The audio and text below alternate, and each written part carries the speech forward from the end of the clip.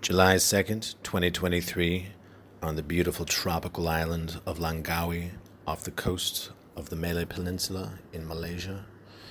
It is my birthday, and we have finally left the beautiful melting pot of Malacca. And golly gee, it has been a whirlwind of magic, color, and excitement the past couple days, my birthday weekend. And it all started with us winding down our time in Malacca, and I insisted we need to go to the Portuguese settlement and finally try the Portuguese food that all the TripAdvisor reviews told us not to, because all the Portuguese dudes will apparently yell at you until you go to their restaurant. Well, basically, once you get out of the car, they like all hound you and surround you, and try to get you to go to their restaurant. There were so many bad reviews about this. Yeah. Anyways, we finally went We bit the bullet.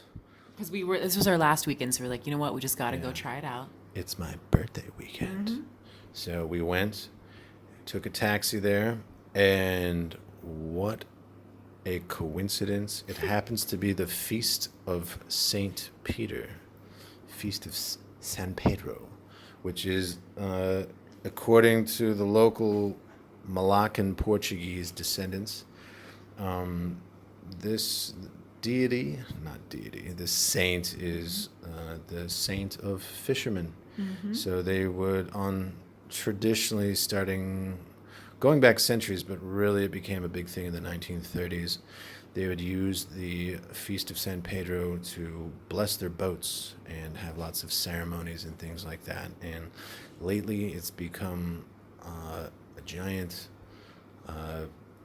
outdoor street party. Yeah, there's a big stage and people singing and all kinds of drinks and food available. Tons of people. Lots of stalls where they're selling tequila in plastic shooters. Yeah. And all kinds of restaurants that were open and loud. They had a local guy who was playing dad rock, and he would hop on stage and rock and roll. And then he'd go right back to his local restaurant and be the charismatic entertainer of the place. Yeah, it's crazy though, because we showed up on one of the probably most important days or festivals of the entire year. There's maybe two main ones, and we just happened to show up on one of them purely by coincidence, purely by chance. So Pretty sure this is the most culturally important. yeah, so it was the timing could not have been better. Yeah. I love it when that kind of stuff happens. Oh, yeah. Then we had to go, of course, to the haunted jetty, which I keep hearing stories about, how big black shrouds will go up, rise 10, 20, 30 feet tall up around you on the bar. And so we went to the jetty, this little dock with a cantina at the end of it. And they were playing reggae versions of folk songs. And it was kind of a trip, pretty chill. And Wonderful vibe, a lot of young people hanging wonderful out. vibe. I mean, It felt like we were back in the United States. There's lots of Yeah, kinda young cool. singles and groups of friends and no children for once. Yeah. And kind of mono-generational. But we stayed there for one drink. I got a rum, and I kept waiting for those ghosts. And they we didn't- didn't see ghosts, however, yeah. there were these very ghostly tides that would slowly recede. It's and an it almost, estuary. it's an The whole estuary. jetty is above this mud flat. It feels kind of swampy. Yeah, it's mud flat. So you would see these tides come in and then recede, and the way that the moon was shining on it, it almost looked like oil or something very gelatinous. These being pulled microwaves, out. they didn't break. They weren't foamy at all. No, It looked like low a to the row ground. of syrup after a row of syrup. It was really eerie. Really, and it went out farther and farther away as we finished the one drink. Yeah. By the time we left, the tide had receded quite a bit. Yeah. So we went, Portuguese guys trying to get us to go to their stall. We went to one, and the Portuguese guy was like, no, that's Chinese Portuguese. That doesn't count. And we were like, whatever, pal. This has a bigger selection or something. Or it just seemed a little more accessible. And, we got the stingray. There's a stingray yeah. bake with sambal, like a flavored sauce. Tons of spices on it. We got the stingray we had some like fried calamari. Yeah, fried calamari. What was the other thing? Some greens. Greens. Yeah. And a frosty one. And the stingray is interesting. It's the first time I've ever had stingray, and the texture of it, it's kind of like fish, but it's a little more, it's like softer and like long strips of fatty pork that dissolve in your mouth. Yeah, it's like it dissolves. It's a very around interesting texture. Tiny thin T-bone. Yeah, it almost comes off in like strips. Yeah. So I could mostly just compare it to fish, but it wasn't like fish because it had this different sort of texture. But it was good. It was good. Yeah. A lot of the Portuguese hawkers who are telling us to come to their places, and the guy charging like 50 cents to use the restroom, they seem to be like in their 40s and 50s, and they intermarried with locals for centuries. And they all had these wild eyes. And a lot of it looked to me like they had what do you call it? Cataracts. Yeah. But they did have like kind of bluish eyes. But it wasn't just that, though. There's this kind of energy they all had. Yeah, they're the Portuguese settlement is clumped around, like it's the harbor, and also there's a big Catholic school with all the buildings around it, and you can tell it's a very tight-knit place, and the people they do feel kind of separate from the rest of the community. They're like the only Christians in the area. And let's see. And we went around, took shooters, and walked around a bit. Went to that guy's place who was playing dad rock on the stage. And remember so there's this guy, he has a restaurant, and we don't know if he is Portuguese or not. We couldn't figure it out. But he has this really strange restaurant with this sign and his face on it, and it has him wearing like these like Indian feathers in his hair. And Native American. And then if you go into the restaurant, there's all these dream catchers. Dream catchers. So we couldn't quite figure out like, what is that doing here? Like, that's not Portuguese. Like, we couldn't quite figure out what that was about. We didn't even know if he was from the area. I think he's probably part Portuguese, but he is doing the Native American thing as a gimmick. I mean, he runs the place with his wife, and they apparently, according to all the reviews, they make really authentic local Portuguese food. Which must be true, because we went there later that evening and we ordered the stingray again, and it was better. The spices were better. It was better, yeah. Served it with bread, which no one does in Malaysia. Not a bready place. They've got like flatbread. Yeah, and rice, but not like a loaf of bread, slices of bread. Yeah. So anyways, the evening kept unfolding, and we decided to meander out to the kind of near the pier, or like near the water, and there were some benches out there. We sat down, kids were playing, and then we noticed lightning in the distance, and the wind began to pick up, and it started blowing through the palm trees. And first it was kind of gentle, but then very quickly it started picking up. Dude, it was San Pedro. It was something. There was like spirits in the air. The saint was moving, because we've been in Malacca for like 2 months. And we never got a spontaneous like windstorm. Well, this storm moved in fast. Like every day I pray for wind, because it can feel pretty stagnant in like a wet heat around 90 degrees. Yeah. And it's just, I avoid going out during the day. But all of a sudden, whoa, lightning, and this thing came right in. It came in fast, and this fisherman guy was like, giving us the wild eye look and kind of shooing us away, like, you guys got to go now, it's coming in, go. Oh, yeah. I don't know if they did something right or if they did something wrong. I don't know. I prefer to think right. Yeah. But we were trying to flee, and there was, of course, a traffic jam. And you imagine this huge stage with a musician and like tons of people watching him, and then the rain just starts coming down, and people are freaking out, like running for their cars and taxis. So we got a Grab, which is like Uber here, and then he canceled on us. So we're stuck in the rain. We're stuck in the rain with a howling wind, and people were panicking. And this guy comes up to me, and he was just like, "What is he saying?" He's like, love Jesus. Yeah.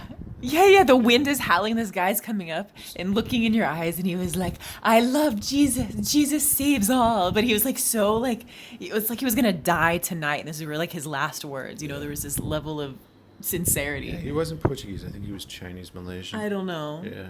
But anyways, you gave him a big hug. I'm like, dude, Jesus loves you too. Yeah. Yeah, dude. keep the love going. And he accepted that and It just felt scampered kind of off. like the end of times with the wind howling in the Yeah. sky coming out of the blue, and like the fishermen telling us to go Well, now. if he was a Jesus freak and connecting it to the feast of Saint Peter, Yeah. then maybe he was putting two and two together. I don't know. It was. Thought a portal was opened or something. So then we kind of like this guy like came out of the blue, and then we kind of like pivoted, and we're like getting lost in the crowd in the rain. And so then Keith is like, "Come this way," and we like run to try to find shelter.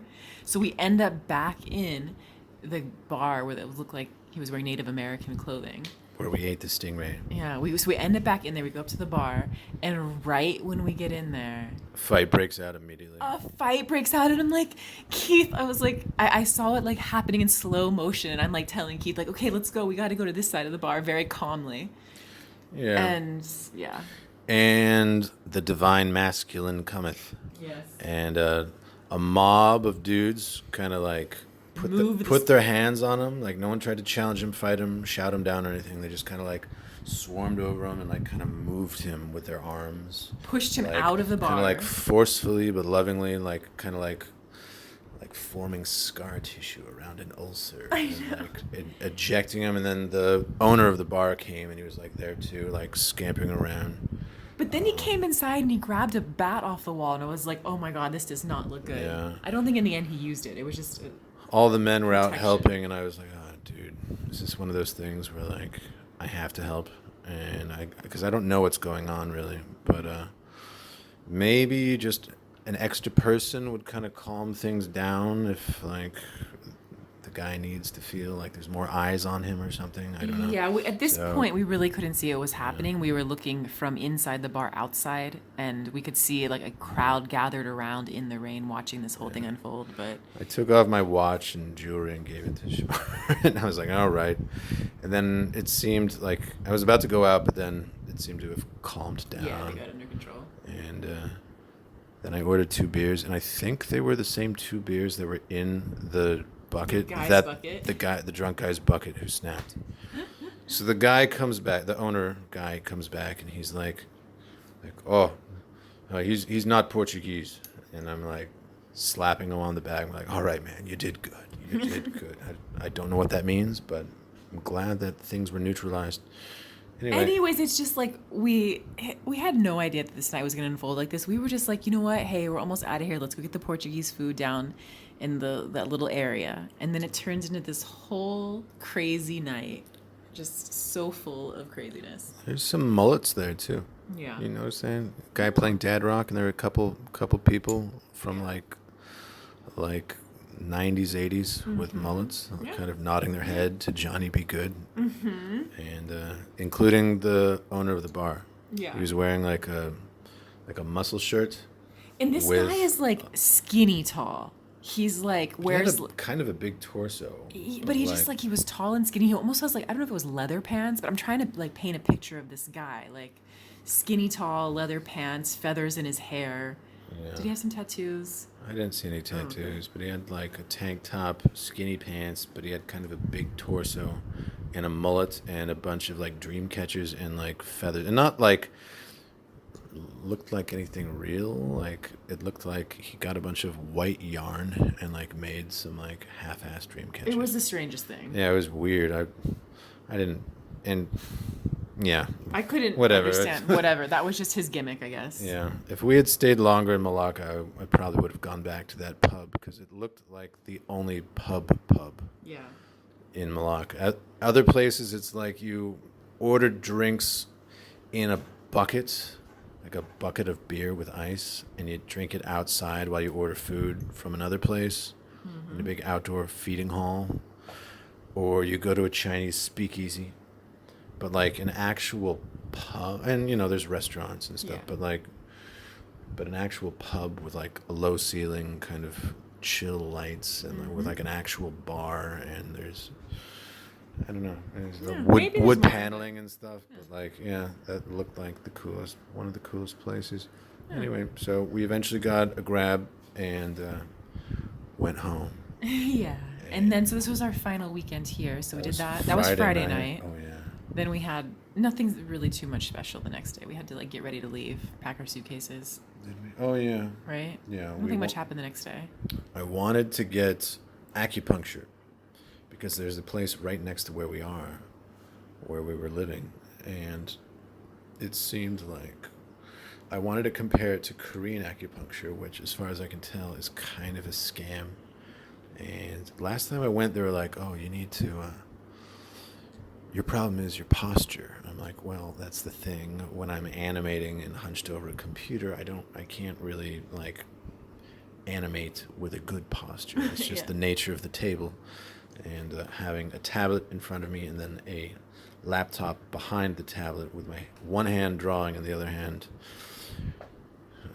pressing Control Z, Control V, blah blah blah, and but we didn't get a chance, and we were kind of like, all right, let's have an easy evening, and We'll get ready for tomorrow. I watched what was it? Something Leja or Neja. I can't remember. It's a Chinese name, so I have trouble remembering it because the pronunciation doesn't fully match the lettering. Animation? Chinese animation from 1979 conquers the Dragon King. Is something conquers the Dragon King, and had the jewel and the lotus and all these Chinese symbols and stuff. And then I watched the Melodonna of Sadness, which is Japanese. These are both animated, and I went to bed and I was like, all right, if I can't get acupuncture tonight, I'm gonna wake up and I'm gonna go to On your birthday. on my birthday. I'll get prepped on birthday eve, and on birthday morning, I'm gonna go to the big Chinese temple, the oldest Chinese temple in Malaysia. Which we hadn't done yet. We had walked by it at night, but we had never been in the daytime when it was actually open. And the Chinese movie that had all the symbolism of Chinese mythology was a good prep. Yeah, it was. For this. Yeah. So we wake up early and we go downtown, and Malacca is quite a bit different in the early morning compared to at night. Oh yeah, I was surprised how many people were out and about already, and all the temples were open, which at night a lot of them are closed. And there weren't shutters covering storefronts, and there weren't drunks and like garbage and stuff. Not that there's very much garbage; it's a pretty clean place, but like No, there was a lot of action already at 9:30 in the morning. yeah, tons of action. So we go to this big Buddhist prayer hall, and huge statues of Buddha and various bodhisattvas. Yeah, music was playing, incense was going. I thought the guy was retarded. He I was singing, curious. He and might I have just been. didn't look. He was just like and singing along to the music that was playing on the speakers. Yeah. And I looked later. I was like, no, the guy's a bodhisattva himself. He's like a really happy monk singing Yeah. along. And I don't think he's. I didn't look too closely, but No, I Yeah. think he was just in a trance, yeah, dude. yeah. Probably if you were chanting that long, I'm sure. Yeah. So they had books and like Buddhist pamphlets about finding the Buddha. But in small print at the bottom it says for non-Muslims. Because I think there's a law against promoting religion that isn't Islam in Malaysia. So they legalistically have to cover themselves and say like, we're not trying to convert Muslims, it's for everyone else. Yeah.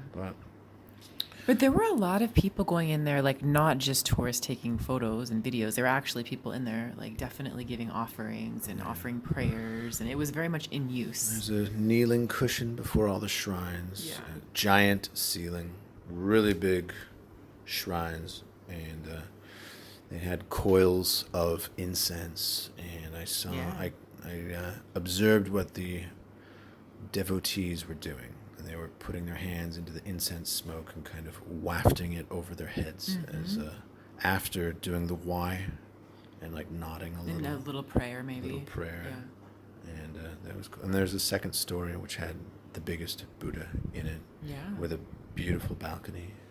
Well, and then out on the balcony, you could look out over the town and see all these beautiful rooftops. And then to one side, you could actually see across the street was the Chinese temple.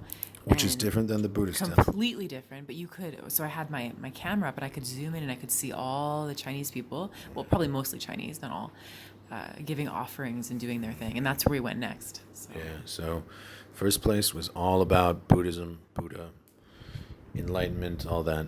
And the next place was Chinese religion. So Oh, this temple was that was amazing. absolutely amazing. And they had all kinds of deities, some of which I recognized from the cartoon I watched the night before. They had like dragons, and they had the whole what is it, the jewel in the lotus, which is primarily Buddhist, but it crosses over into Chinese religion. All these deities. They had the eight immortals and the kitchen god, I think, and the how do you say it? Well, the goddess of mercy. Yeah. It's like Yao Yin.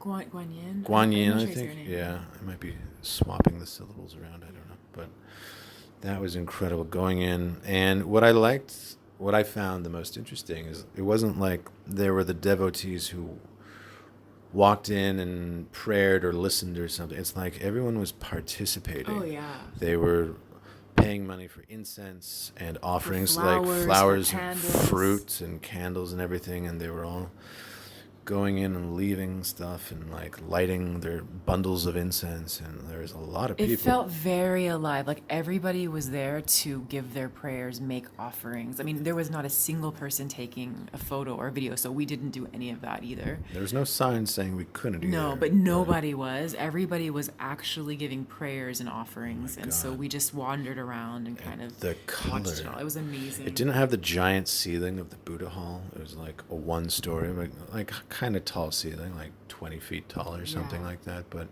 There was we're like this talking- dark mahogany wood with gold and like beautiful. red, like lanterns. It's like black with gold details and like red ribbons and punctuation Yeah. with shrines to all the deities. And the shrines or like the tables in front of the shrines would be covered in fruit. There were like oranges and pears, all kinds of fruit. And then there would be candles and incense and flowers.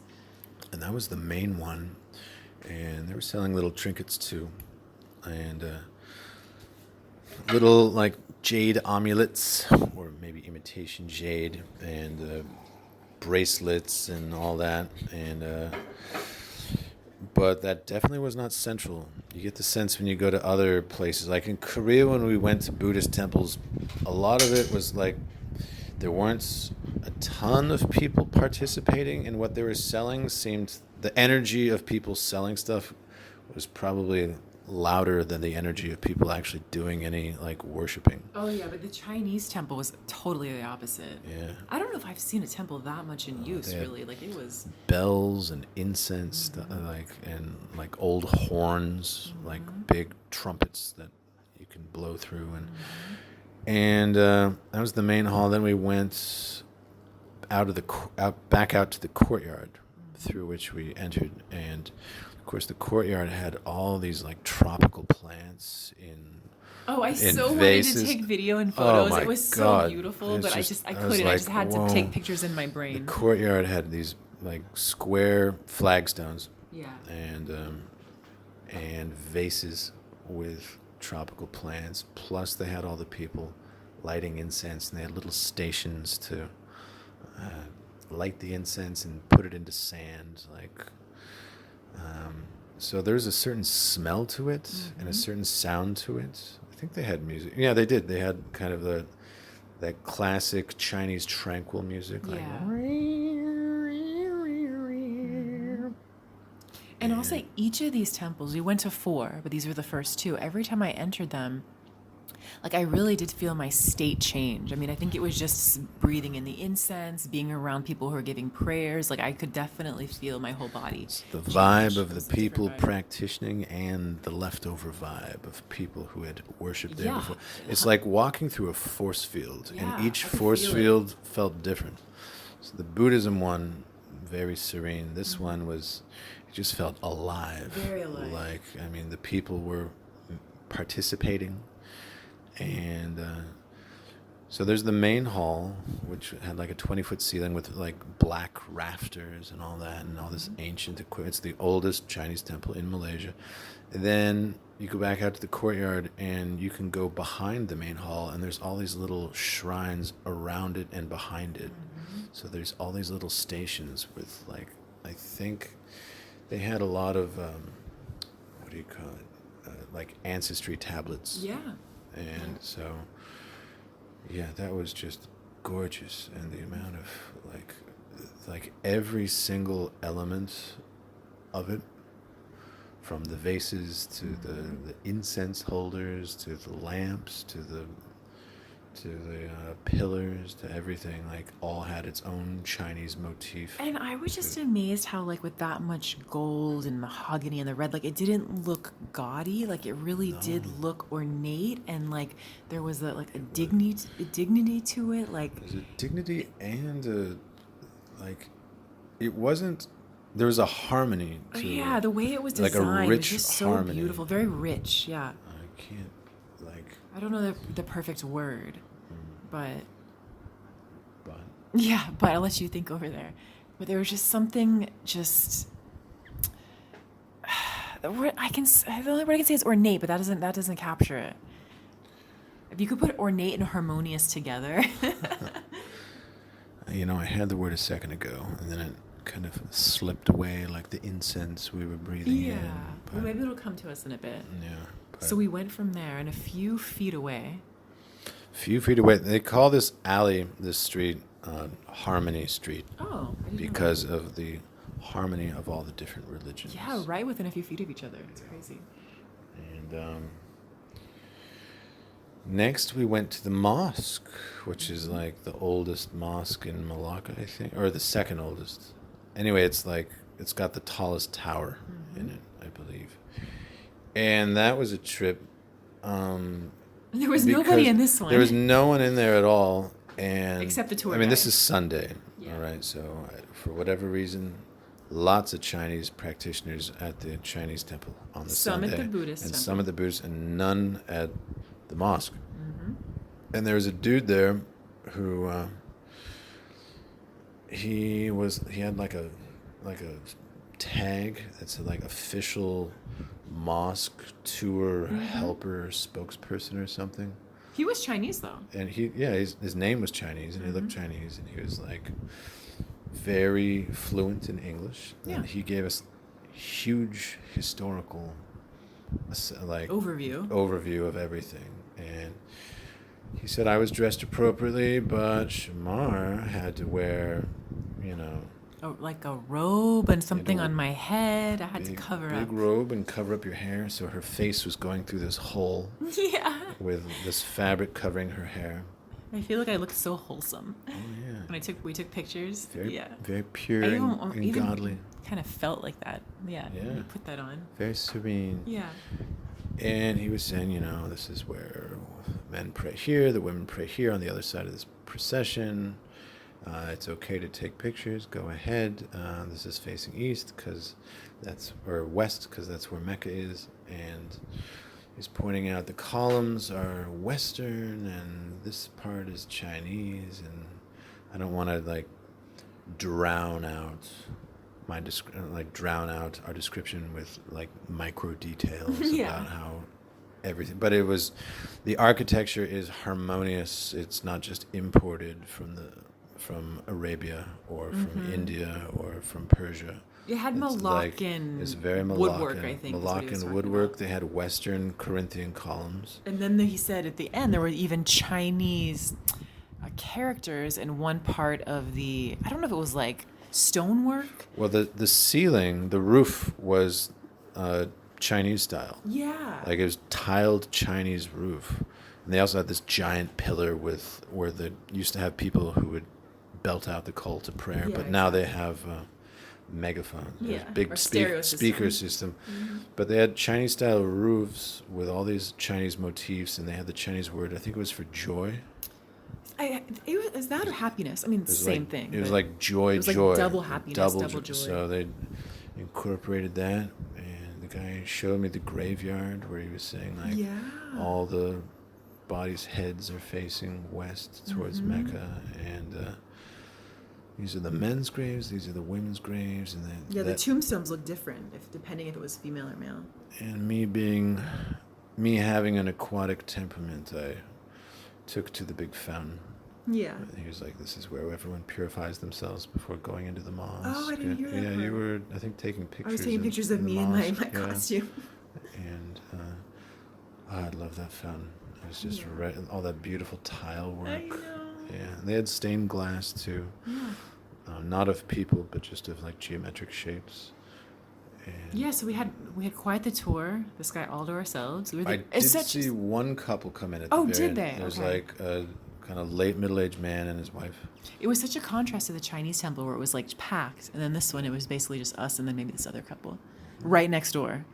The guy was earning his keep. He's like, Yeah. "Hey, someone I can do what I'm trained to do." I know. He's like, I get to share my knowledge. Yay! No, he was really enthusiastic. He loved telling us about the place. He's like, "This is one of the oldest mosques in all of in the country, and the Chinese temple is the oldest one in all of Malaysia, and right down the street there's the oldest Hindu temple in all of Malaysia." I was like, "What? Yeah. Really? Like, I've walked by it. I didn't know it was the oldest." So A few more feet away. It a was few so more close. feet away. So we went there, although not before. Was it? No, it was right before the mosque. We went to the Buddhist relic museum. Oh, that's true. Which was like a shotgun shop with all these Buddhist trinkets, and the guy was totally serene. Oh, he was like a Buddha himself. He was. He was just totally grinning and cool, and he was like, "Go, look around, check it out." We went to the And back. he's lighting incense. He's lighting incense, yeah. and we went to the back, and there's all these supposed crystallized parts of the Buddha's body. They're Buddha like relics. Buddha relics. They're like, all right, when they cremated him, his blood crystallized into these red things, and different colors represent different types of wisdom, and like There was parts Buddha of the body. blood. There was Buddha brain. Yeah. But it was like put into little crystallized rock pieces. So I don't know. First time I saw that was in Korea. Oh, where they yeah? claim that. So how did they know? I don't know. I'm always a little skeptical. It would be of all interesting of to see where they got this from. And it wasn't just Buddha, but it was like Buddha's close followers. What do you call it? Like disciples? Disciples, yeah. yeah. So they had other ones that were like relics of the close disciples. There are different bodhisattvas too Yeah. that appeared throughout history, and they were cremated and had different crystals. But how did this guy in the Buddha museum get all I this? have no idea. Yeah, I don't know. But he was not pushy. He did not ask No, for he anything. was super and serene. He was totally serene. Then we went to the mosque. Then we went to the Hindu temple. Mm-hmm. The Hindu temple is in disrepair. There's a giant sign out front, which I didn't notice until later, that said like, "We are in desperate need for funding because the walls are cracked and we've got disintegrating, decaying features in our Hindu temple." But I guess when the Dutch took over from the Portuguese, they gave a plot of land to the leader of the Hindu community in Malacca and said, "All right, you can build your Hindu temple." And he said, "Okay," and he built this thing. And I guess it was according to a lot of the Indian community had intermarried with the locals, and so it doesn't have quite the architecture of Dravidian temples from southern India, but it was still a trip. We go in, and there's this Indian dude with like, was it a toga? Yeah, or I don't know what you call it, but kind of like a toga. Like a toga, and he had the like. What did he look like? Well, he also looked pretty serene. He's totally serene. He was like one of the only guys who just smiled at me and looked me in the eye for a long time. Yeah, he was happy to have us there. Yeah. And just welcome to Sin. Welcome to Sin, but it doesn't really look like it was designed for tourists. Like, True. The guy's just like, whatever, okay. And there's a couple other people there doing their prayer But stuff. this temple actually was the simplest of them all. I was actually surprised how simple looking it was. Low ceiling, Yeah, low ceiling, just lower very, than our apartment. very simple, like almost like stucco type walls, and then there would be a few little Grottos. enclaves or grottos with the gods in there, like, decorated in flowers and limes and fruit and all of this. But it was a very simple temple compared to the other three. But again, lots of incense and lots of offerings. So like you go to these temples and it's not just the dimensions of the place or the colors or the lighting, it's also the smell and like And the vibe. and Every the time I entered vibe. one of these temples, I would just, my whole state would The be altered. Hindu force field is something else. Yeah, I felt it in every single temple. Yeah, they're all. That place was. Yeah, you could tell it was the most simple. Mm-hmm. And if I were a billionaire, I'd be like, yeah, dude, I'll help you. Here's a big donation. Help you fix up this thing. I like history. Yeah. Let's get it up to snuff. But yeah, so we walked the full street, and this is all early in the morning too. And Where it's like 9:30, so it was beautiful lighting and yeah. yeah, and But nowhere I've never been in a place where I have been to 4 temples right next to each other that are completely different religions. beautiful. How unique was that? Like, yeah. And all of them were cool. None of them were like aggressively trying to sell us stuff, like in Korea, where they're trying to like get us to buy relics and shit like that. And none of them were like kind of like, oh, you're annoying, go away. Not at Like, all. Not at all. They're all like, no, 'cause this is part of the magic, dude. Soak it up. Well, and this has been one of my favorite things about Malaysia is just the different groups that are here. I mean, like we're eating. There's like the Chinese and the Indian and the Malay, like, and the different foods exist, and we're trying those. And then here's the temples, all very different. And the Portuguese. Dude. And the That's a Portuguese, yeah. totally they don't have a thing on the street, but like. Yeah, I guess there's not Portuguese. Yeah, there's not like. There is a church on the other side of the river that's not that far away, but on that street they don't have a Christian church, I don't think, but whatever. So then we went back to our apartment, our Airbnb, and we rushed to the bus station, almost missed the bus. Shamar could not get that little QR code thing on her To open the gate, I was on stuck her- behind the gate. her little printed out receipt thing. There are 2 gates. Yeah. You couldn't get either of them to work. No, some guy helped me out in one gate, and the other gate I had to wait for somebody to go through, and then I just like ran through. Yeah, Anyways. I was like hanging out at the bus. I think we were late because we were already pushing it close, but then when this guy gave us the tour in The mosque. the mosque, that I think that kind of pushed us for some time. Yeah. And but the thing is, this bus, I was so surprised, it actually waited for us, and I think we left 5 minutes late, which in Korea, and I know we talk about Korea, but that's where we've been living for the last 4.5 years. In Korea, they would never ever wait. Like they leave on the dot and that's it. So I was so surprised that this bus waited for us. Yep. It was my birthday, and to be honest, I kind of thought they would. I was awesome. Even though we were I could rushing and not stuff, I believe was they like, did. I've got soaked up the magic. I know. Soaked up the magic in the bus. And then we almost missed the plane, or we thought we did. Yeah. Whereas we were like rushing. Oh my God. And yeah, the bus took us to the airport. We got to the airport. We had to go through multiple lines Well, to get our. basically, and They we- have self check-in for our Yeah. luggage. Like, so instead of having like 7 people managing little luggage check stations, they've got like 2 people kind of wrangling people in case you get confused. Kind of with- like self-checkout at the grocery store. Yeah. Yeah. And But the thing is, no, we had plenty of time. We thought everything was going smooth at the airport, We had some lunch. It was all going good. And then we're going through, and I had a guitar. And the guy who was checking us in, he was like, no, ma'am, I'm sorry. You need to go check that. Yeah. And then we did not have time to go check the guitar, or we'd miss our flight. well, we tried to check it in. We were like, okay, fine. He's like, you can't have it because it's one extra thing. And then she gave it to me.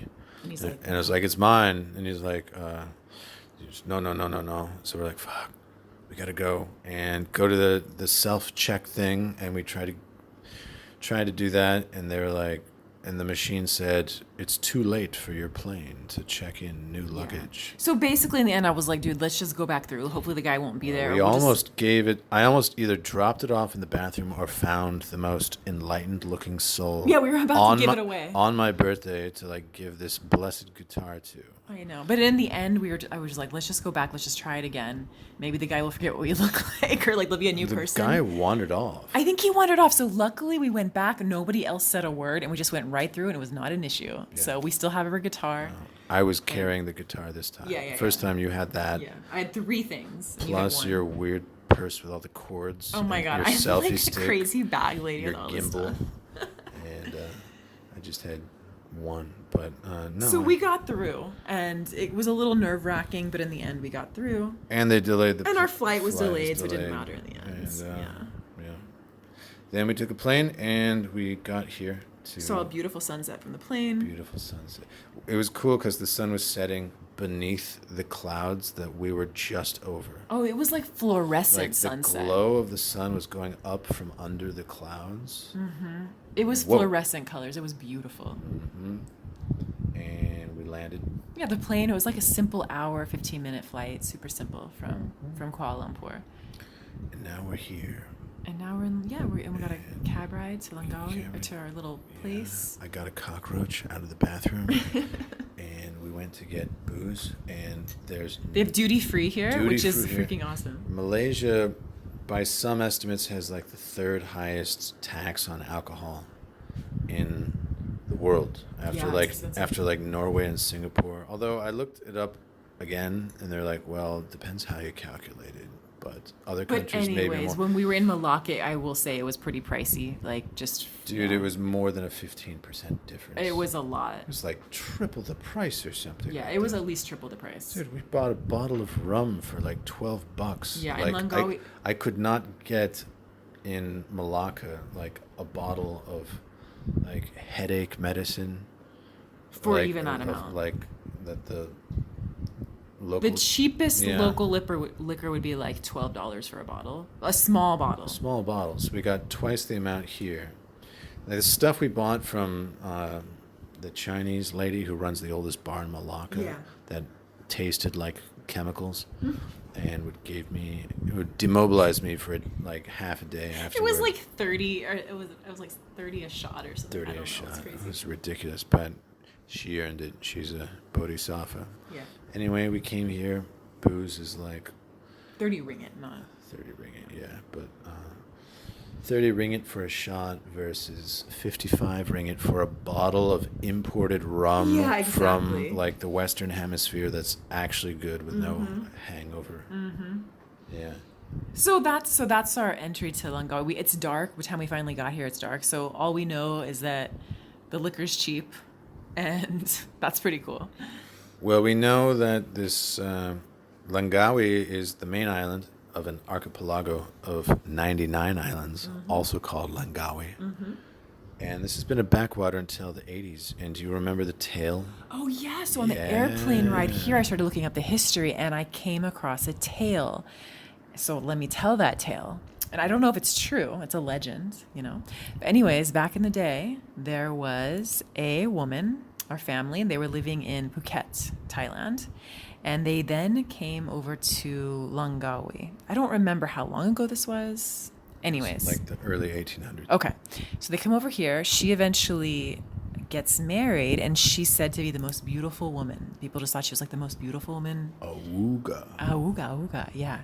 But then there's a war. So her husband gets called to war. He's gone for a while, and in this time, a wanderer comes through, and she becomes his friend. However, there was a chief, and the chief's wife was very jealous of this woman's beauty. So she started spreading rumors that, she's having an affair with this guy, this wanderer who's coming through town, right? Starts spreading these rumors, and they stick, and everybody starts believing her. So basically, the legend goes that she eventually got stabbed to death. And the woman said she proclaimed her innocence, and it said that when she was stabbed to death, her blood ran white. And so people think like, that means she was innocent. And then the legend, it says like a white bird flew over her head, or a dove or something like this. And it was also said that she put a curse on Langkawi for 7 generations, that they would be cursed with bad luck. And soon after she died, I think there was like an invasion. The Siamese, what's now Thailand, invaded the place. Yeah, and then there were Everyone had to flee to Penang, I think. Okay. And then there were crop failures, and for a long time it was really, really bad actually. And they said after about that 7 generation mark is about when Langkawi's tourism actually started happening and picking up. So it's just 1980s is when the government of Malaysia started to promote Langkawi's tourism by making it duty free. Yeah. Probably lots of government support for big tourist projects. Yeah, and that was about the end of that 7 generation mark. And I think they said she had a son and he was brought back to maybe Phuket or Thailand somewhere. So I don't know. It's like a legend, but maybe also it's partially, I don't know. Is it partially real? I think she does actually have family members. I just don't know how much of it was, you know. It was the 8th generation was born in the 1980s, and that's when they were like, oh, wow, tourism is picking up. Yeah. Interesting. What a crazy story. But there's other legends about this place, and boy, a lot of the history of Langkawi, like mythological history of this place, was written in like the late 1800s and early 1900s. So they're still unearthing artifacts, and some of it just doesn't make sense, but some of it is kind of like, well, we don't know how deep the myth goes, like if it's actually a real myth or what. Yeah. But some of it is real, like, I mean, or people tell the same myth. Yeah, and I was reading that there are other similar myths like this. I don't, maybe it was in Thailand, I don't remember. So, I mean, who knows? Some myths say that the founder of the Kedah dynasty, which is the sultanate which still rules this place. Remember, there's 9 sultans in Malacca, plus the 2 states of Borneo and the two non-sultanate territories of Malacca and Penang, which make 13, hence 13 stripes on the flag. And anyway, the sultanate in this part of the country, the Kedah dynasty, is about 1,000 years old, and some people say they descend from the warriors of Alexander the Great. And there's other legends that before they converted to Islam, they would used to sacrifice the virgin daughters of the king to like a snake, or to appease a snake. And every time they got a new king or they went to war, they would have to sacrifice one of the king's virgin daughters. Oh my gosh. And another one was, what was it? Alexander the Great. I don't know. Sacrificing the snake. One of them was the dynasty was founded when a legendary king chopped the head off of a big legendary serpent, which some people think is a symbolic myth of the end of snake worship, because it was Hindu before it was Muslim, and a lot of snake cults were popular in this part of the world, and still today in certain parts of the Hindu world. So I don't know. There's a lot of stuff they're still uncovering, and a lot of mystery. But anyway, the whole cursed thing is true. I mean, like, it was like over 100 years this place was a backwater, and now they're bringing it back. So maybe we'll find more magic. It's a full moon tonight, by the way, my birthday night, and from the Portuguese fortuitous synchronistic feast of San Pedro to all of those temples this morning, and to the beautiful sunset from the airplane. All of it. It's been a magical weekend. Birthday weekend, yeah. Could not ask for a better birthday weekend. Well, and now we're about to head out to the beach to find a place to eat under the full moon, and this will be a great way to end the weekend. And then tomorrow we get to wake up to the island. Like, what's it like on the islands when the light is out? I want to see that sun shining down we should go through for sunrise. through the shallow sea. Yeah. that light blue that I love when there's white sand beaches. It's here, baby. All right. We good? Yeah. Okay. We're off to go find some place to eat on the beach. This has been Sunday, July 2nd, 2023. Full moon. Full moon. Your birthday. My birthday in Langkawi, Malaysia. And I guess that's it. it's been magical. It's been so magical. What a day. What a day. Bye. Bye.